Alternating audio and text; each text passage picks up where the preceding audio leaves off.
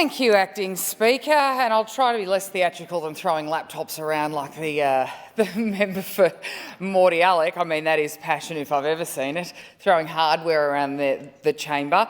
But I'm more than happy to rise to contribute on the debate for wage theft, the Wage Theft Amendment Bill 2025. And from the outset, let me be clear, Acting Speaker, wage theft is unacceptable. I don't think anyone argues that. Doesn't matter whether it is a law firm in the Melbourne CBD, an orchard or a vineyard in Shepparton, a cafe in Mildura, or government construction sites. If you deliberately and dishonestly withhold wages or entitlements, and I know the member for Murray Plains listening to his contribution made several references to withholding entitlements from a worker, then you're stealing from them, and that's wrong. So this bill repeals Victoria's wage theft offences and transfers that responsibility fully to the Commonwealth. The Fair Work Legislation Amendment, Coping Loopholes, number 2, Act 2024, now makes intentional underpayment of wages a criminal offence nationally, right across Australia. Given that the Commonwealth laws came into force on the 1st of January this year, it's logical that the Victorian scheme which would now overlap and cause confusion for workers and for small businesses who have to navigate some of the most complex industrial relations laws in the world, then this makes sense. And it also renames the Wage Inspectorate Victoria as the Workforce Inspectorate Victoria and gives it a new role, a complaints referral function.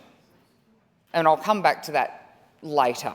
But right now, in Mildura and across the Mallee, I meet employers every single day who do the right thing, every single day. And just last week, I was at a trucking company, GTS Logistics, who employ around 300 people in several states and several locations. And they have, and a lot of the logistics companies in Mildura, and there are some very large operators, they've got staff there, including truck drivers and those that have driven before and cannot anymore because of whatever it is, injury or family, different circumstances might lead to long-haul trucking not being an option anymore, and they progress into admin roles. It is a big, complex operation, but there are staff within these companies that have been there for 20, 30 years. Although there's too much audible noise in the chamber.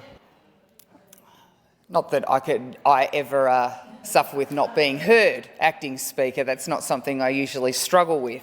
But these business operators are often operating on razor-thin margins, but they do everything they can to make coming to work every single day a joy. And that's demonstrated by these employees that have been there for, like I said, 20, 30 years. But they are running on razor-thin margins, and they often get bogged down in bureaucracy, red tape, and things like that. So we must ensure that distinguishing between a deliberate act of wage theft and an honest mistake in payroll, award interpretation or superannuation payment timing, that needs to be very, very clear. Because, and that distinction matters, because while we're cracking down, and we have to crack down on the crooks, we've also got to protect those honest small business operators from being crushed by that red tape and fear of an innocent error becoming a criminal charge. And that's why consolidating, and the Commonwealth's approach, which consolidates these laws into a single national framework, will give some clarity and consistency for those employers. Now, we've heard many members on both sides talk about the Wilson Review and corruption, CFMEU corruption on government work sites. Now, this is another very important part of this bill, and it's one that stems from the Wilson Review into misconduct in Victoria's construction industry. And let's be blunt, the Wilson Review was a farce. It was Labor's attempt to look like they were acting on CFMEU misconduct, while carefully avoiding anything that might actually change the culture on government work sites and protect their mates.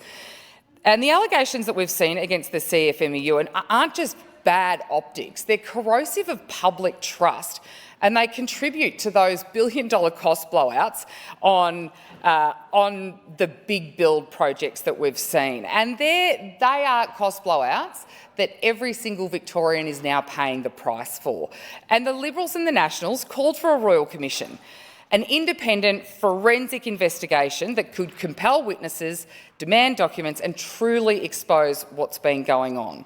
That's really the only mechanism with the teeth to get to the bottom of these rorts. But instead, the Allan Labor government gave us this review that's produced 8 recommendations, some useful, but they're being drip-fed into legislation in bits and pieces. And this bill only implements recommendation 1 and 7. And we're told the rest will come later. Well, given the scale of the misconduct, later just simply isn't good enough. And coming back to the complaints referral function, the Workforce Inspectorate Victoria will now be able to receive complaints about public construction and refer them to the relevant law enforcement or regulatory body. So that's a start, but that's it. It's just a start. The Inspectorate will not have the power to investigate or compel action. It will effectively be a cleaning house. It'll be, there's no timelines, no transparency. We risk ending up with a new agency and a level of bureaucracy that is just a mailbox where complaints will go in, but then who knows what happens after that. And 2 years until the government even evaluates the effectiveness of this approach is far too long, given that we already know what is happening. Now, when we get to regional Victoria, Acting Speaker, I want to make it clear this isn't just a Melbourne problem. In Mildura, of course, we have public construction projects, government contracts and workers who, yes, their rights must be protected. But if there's rorts, corruption or misconduct in the system, it hurts us all, and every Victorian pays the price for that. It drives up the cost of projects, and we have seen that. And that means, like the member for Murray Plains said earlier in his contribution, that's less money available for upgrading schools, upgrading hospitals, which we know is desperately needed, particularly in the regions where population growth has far exceeded any forecast, and hospital upgrades have not been forthcoming. And it was actually good to sit down with the Minister for Health yesterday and talk about the population growth, not just on the Victorian side in Mildura, but of course we are a border community, and the population growth on the New South Wales side that we can clearly see, because often it's easier to subdivide, it's more attractive for developers to develop housing estates on the New South Wales side, but they're still coming over and using the Victorian healthcare system, Victorian schools, etc. So that has to be taken into account as well. But when you have these billion-dollar cost blowouts on government work sites, then of course there is less money for all of that and for the hospital upgrades that are desperately needed. So it was very productive to sit down with the Minister for Health yesterday and have a very candid conversation about that, and hopefully we will see some solutions forthcoming very, very soon.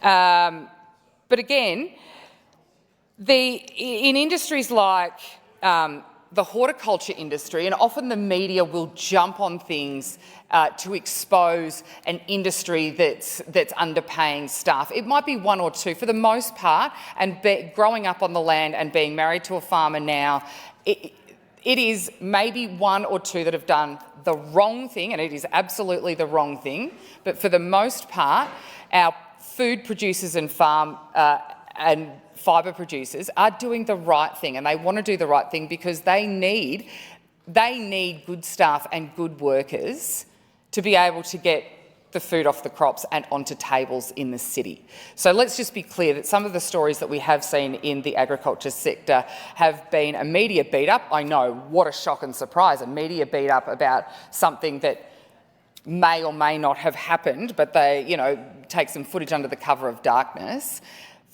For the most part, Our food and fibre producers do the right thing by their workers, and they will continue to do so because they are some of the hardest working people in this state, putting food on the plates of the city.